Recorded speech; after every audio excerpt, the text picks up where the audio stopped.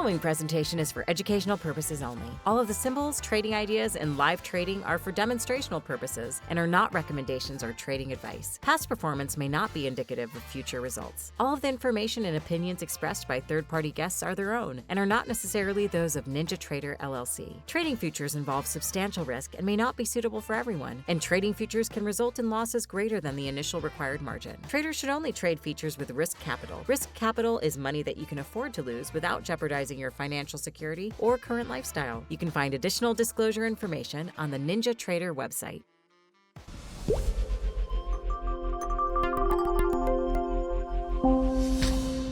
Well, welcome back to NinjaTrader Live. I'll be your host, Tom Schneider, CMT with NinjaTrader.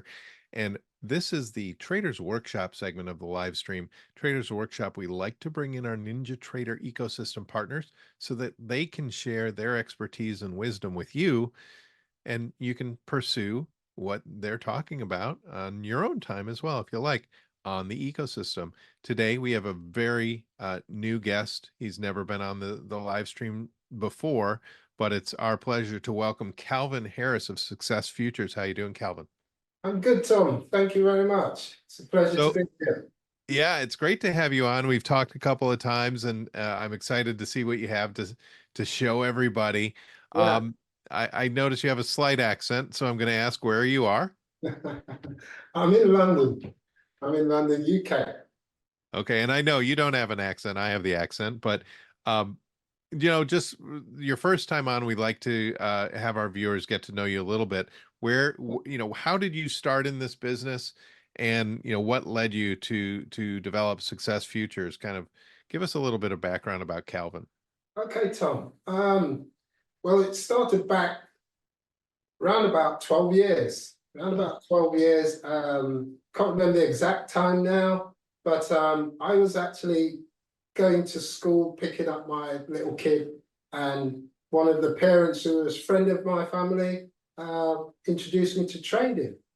So I knew what trading was, but I'd never done anything, so I didn't really have a clue. And it just bought a course on options, and so my first introduction was options. Seemed a bit tricky at first. So I think we quickly, he bought the course, but we quickly put it aside and started looking at Forex, which we found more simpler. And we started meeting at each other's houses every week and going through the markets and trying to take it up from there.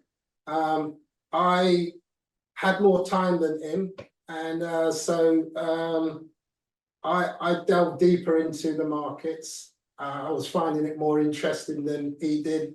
And I started to, it was topsy-turvy at the beginning, and it was just like everyone else. You do a bit here, it works, you change it, you tweak it, and you kind of like chasing your tail kind of thing for a while. That's probably for a few years for me.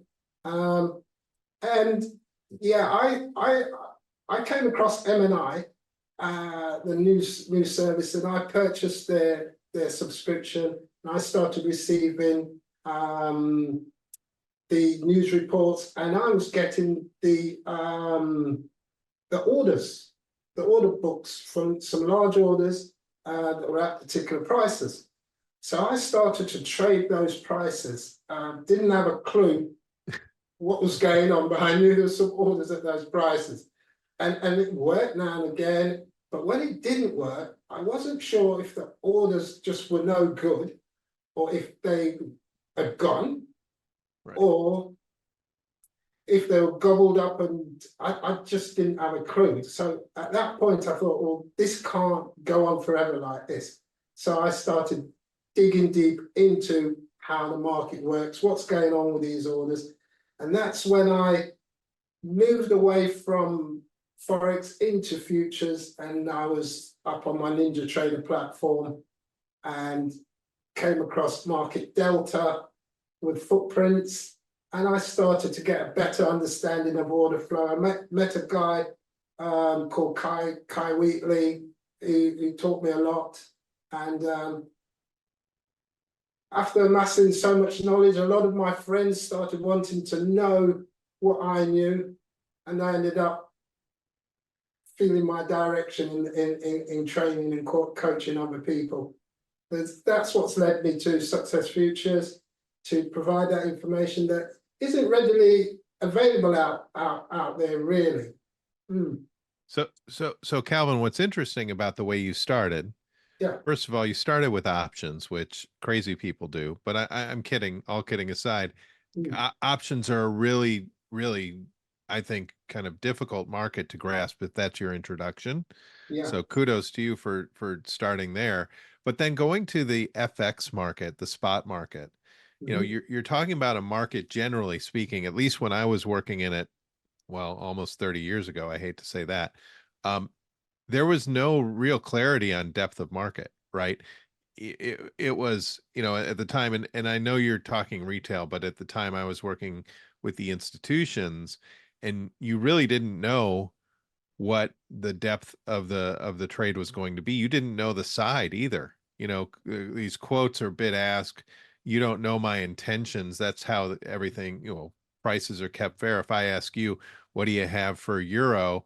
And you say something like, I don't know, 110.20, 110.30, you don't know if I'm going to buy or sell, right? So you have to give a fair price, but you don't know my position size sometimes. I might give you position size. So it's a really interesting market to get started in. And then finding your way to futures, I think that that information is there. It's a different market. It's futures on currency. It's quoted differently in some cases, Yeah. but that information is there, and it's a little more transparent. Yeah, absolutely. Absolutely. I found that one of the drawbacks on trading Forex, especially at the time I did, was we're trading on NinjaTrader, Tom, and no one told you about bid and ask. So you literally had this ask line, and you didn't know that there was a bid as well. And Wow. so like you're literally trading the market and not realizing what you're doing. You're not realizing that you are transacting between a bidder as well. You just Yeah. think, I'm buying this and I'm selling this, and you never think about the mechanics behind it. I think that was one of my biggest drawbacks I think it's a lot of traders' drawbacks in Forex. They don't truly understand how the market works. Yeah. Right. And that seems unique, but it's not unique to the FX market, but it's certainly a focal point more so than other markets, right? Futures market, you do have the bid ask, you have the spread, but you can see that, right? You can see, I mean, I'm looking, maybe we can go to Calvin's chart real quick. Here's your view, and I really like this view because it has so much here, but right in the middle, right where are your eyes drawn, they're drawn to that bid ask nature of the market. It's right there in front. That's right. Yeah. Yeah. So this is really interesting because you started as curiosity into practice, into mastering information and becoming that information for your circle of friends, and now you built it into a business. What do you find uh, uh, is really compelling about the data that you have on the screen that that other people might not see or might not understand? Right. That's really a great question, Tom, because I feel a lot of people, when you mention order flow, they get this idea that it's a really difficult, all these numbers, and they've got to be focusing on the price ladder all the time, and that's quite difficult if you've got bad eyes like myself. But what I'm looking at on my screen now that's quite interesting is this little section here at the bottom of my charts. So this is my footprint charts, but at the bottom here, I find this very important. This is like NinjaTrader's telemetrics, and the data comes in here. And for me, if I don't have this, I'm losing a lot of order flow. Wow. I'm losing a lot of order flow. Yeah, I mean, if I could quickly just skip back to early this morning, more UK time, you guys were probably still asleep. we get to Tom, if you look here, we get to 10:15 this morning. The market was coming down, and you get this, like, if you extend that, it looks like a really strong sell opportunity. And really, this candle's a powerful sell candle because it's closed on the low. And it's, Calvin, you're thinking in your mind, it's got to keep going. You're thinking it's got to keep going. It's a strong trend type candle. But Right. when you look at the data down here, you're saying to yourself, let's see what happens with this next candle, because this is supposed to go. But the next candle, what you get is a divergence. You get what we call delta. So down there, I've got my these are mostly all delta data that I use down here. So you can see there's all this selling, but the market isn't going anywhere. Mm-hmm. It's not going anywhere. You get a lot of volume, extreme volume, the most volume in the move down, and the sellers just aren't doing it. But you can't see that from a normal candle. You can't see all that compression and that behavior. Then the next candle gives you the crouton, because in the next candle, we can see at the bottom of the candle, we have delta SL, which is delta since the lows, and we find the buyers are coming in. But there's no selling. If you saw, the selling was, they were doing a lot of selling there, a lot of selling there. But in this candle, the sellers have left the market, basically, in terms of aggression. So that gives us a clue as to where this market is now going to go. So without this information, I'm pretty much trading naked. I'm stuck. Yeah. So this gives me a good clue. No longer do I think about selling this. I'm now looking for opportunity to buy this market. Right. And Calvin, I think, first of all, that one candle was very helpful, right? It can divergence. We think of divergence, generally our first experience or introduction to divergence is we're talking technicals, we're talking RSI. It takes time, will it or won't it? It's something that just doesn't happen almost on a bar, right? Whereas cumulative delta, this is because it's order flow. We know that order flow kind of reflects the intentions of the market. And so you circled the area where something's changed, right? And it's the price and the buying and selling behavior doesn't jibe. Well, I think if you don't understand this right away, because it isn't intuitive, if you think of yourself as one of those sellers, right? Those red numbers are more contracts being sold than bought. So we say sellers are coming in here. They're selling the market. If you put yourself in those sellers' shoes, if you sell the market there and the market doesn't advance, you're taking heat, right? It's not going the way you want to do it. You want it to go. And depending on your risk reward or your risk management profile, you might not be able to hold it till it turns around or till it resumes the trend. You might have to get out and you buy, and that adds to the buying pressure. So that's why divergence is important. Very much so. Very much so. I mean, if we look just a little later, round about, I think, so 11:20, we have a similar situation where the market's trying to come down again, Tom. And this time, there's no selling pressure in the delta. This time, it's a red candle instead of a green one, but it's still a divergence because we've got green delta, Tom. So all the aggressive behavior from the lows, from the highs of the delta, and the delta candle, and also cumulative delta, points to bad news for sellers. So you see all that and you think, maybe I shouldn't continue selling this as well. And then we get this behavior straight after. So it's a great indicator of it gives you that awareness, Tom, of what could happen. Yeah. Not 100% it will happen, but it could happen.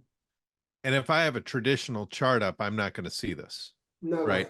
Way. You're not, what I see as a technician, I see 3 consecutive red candles. Maybe there's a trend that's coming off of a rise that we had before.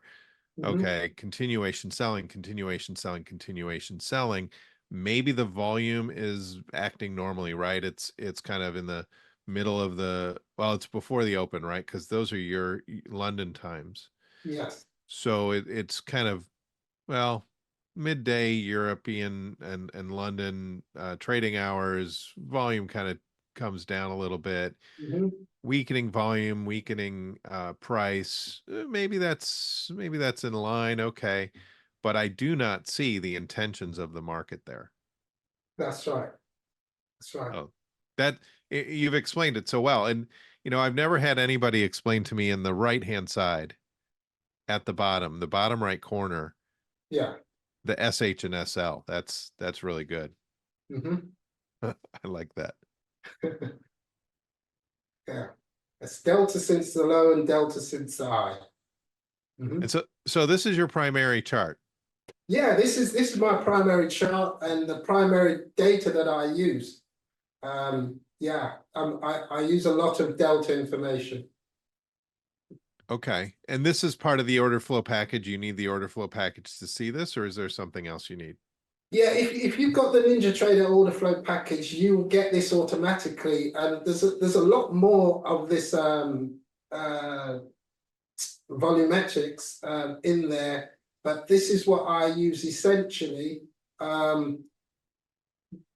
But you've got the total number of trades on the buy side, total number of trades on the sell side, which is also great because if you get a down move or an up move, and say it's a down move and the seller numbers decline quite significantly, even if they've got good delta, you're seeing the sellers are pulling away from that move.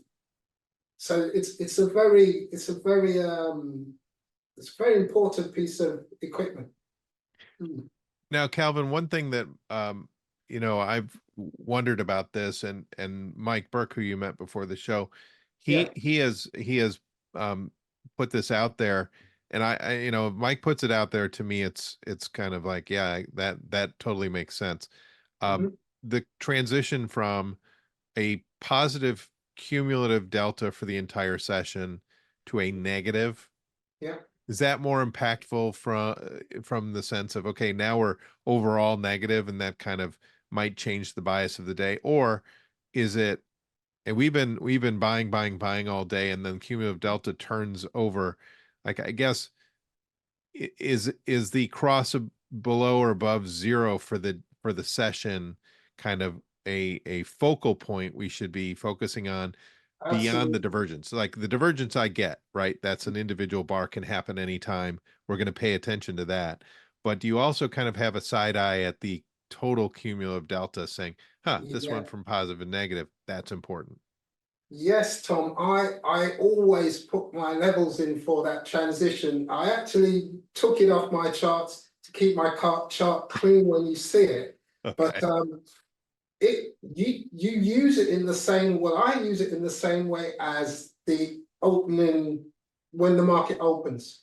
Okay. So when the market opens, you're trading either above or below, so you have the sentiment. Right. And the same way, it's great for when the market goes away and comes back. It acts as a good support, either support or resistance area. Yeah. Now, do you have any thoughts about the cumulative delta, whether it's positive or negative? Let's say the absolute value of that cumulative delta versus Yes. the entire volume of the day. So if we're negative and we're positive, I get it. But if we're like today, earlier, Mike, the E-mini, I think, had 15,000 shares positive. I think it was positive. Yeah. And we had only traded 40,000 contracts. Does that give you more confidence of a bullish session than, let's say, if it were a fraction of that? I guess how much does the percentage of cumulative delta to the total volume matter for you, or is it something you don't, not really a concern? It's something that I get your point, and I would say yes, it does have an effect, but I don't really look into it from that angle. So I couldn't give you a definitive answer on that, but I Sure. would assume that that would be the case. Yeah, I'm just thinking about I don't even know if it has any kind of predictive qualities or even reporting qualities.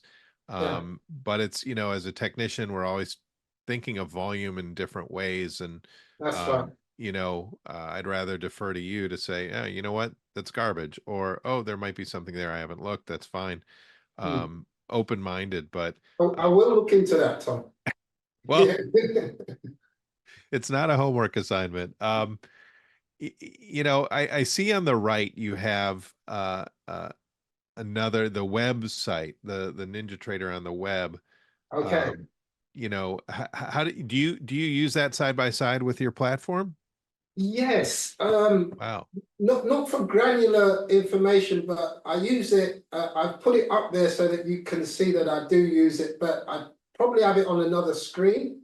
But I have to have it because it gives you targets, gives you support and resistance. So when you get to, for example, if I point to this chart, right at that spot there, that's the end of the value area. And when you get to that area, you want to be looking at the interaction between buyers and sellers to see, is there anything significant at that point? So I use it to look for significant points and see how the market is behaving when it gets to there, as well as it may just be one of my take profit targets. Jim talks about the value area a lot. He calls he says this might be a day of value area trading, Yeah. kind of a range bound day.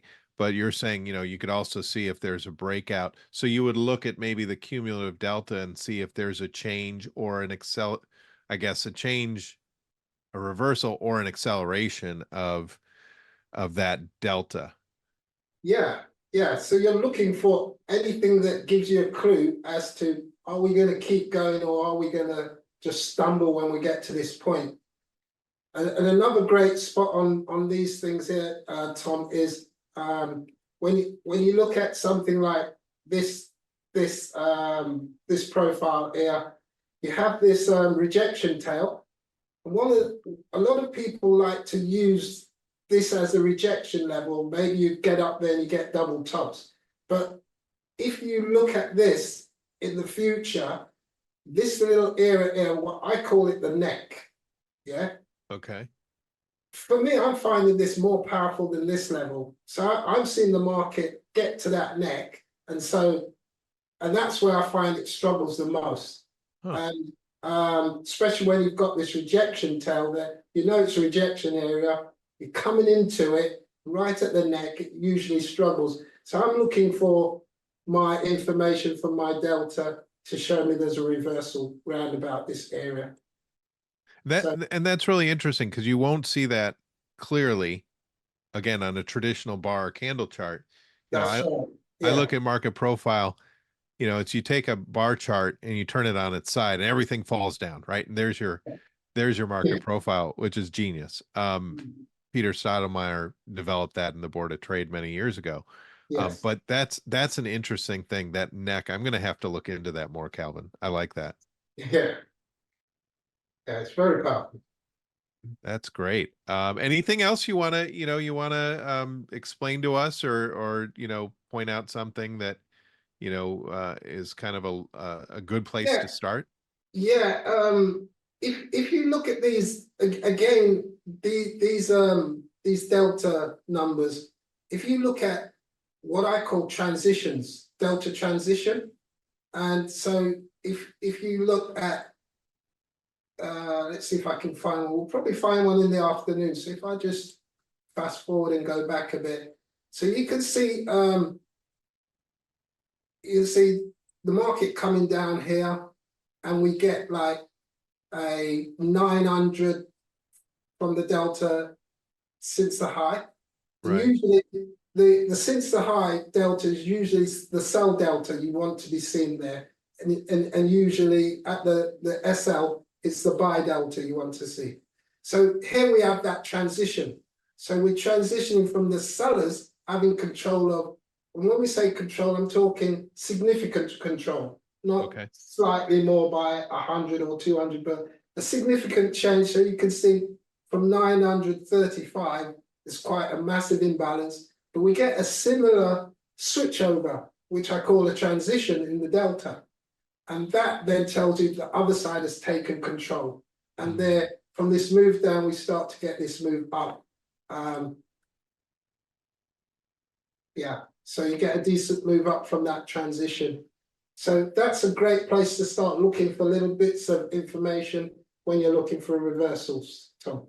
Oh, Calvin, this is wonderful. And I've always said this, data visualization is my thing because I can't, spreadsheets are so hard, but to look at, right? And this kind of merges both, which, in a really smart way. So appreciate you pointing out those things that might be missed because of the numbers, right? People tend to glaze over, and I could tell you stories, uh, not just in the financial world, but in the sports world as well. But this is a good merge, right? This is a good merge, and somebody like you has the information of knowing what to look for. I mean, I know you could probably pick that out from across the room and say, wow, that's a transition. It takes time, but really appreciate that explanation. You're welcome, Tom. So Calvin, we're right up against time. Where can people find you? Successfutures.com, and you can email me at calvin@successfutures.com. And Calvin's on the NinjaTrader ecosystem as well. So feel free to follow up with Calvin and reach out and continue the conversation. Calvin, we appreciate you coming on, and we'll have you back in a couple weeks. I appreciate being here. Thank you very much, Tom. It was a great pleasure. Thank you.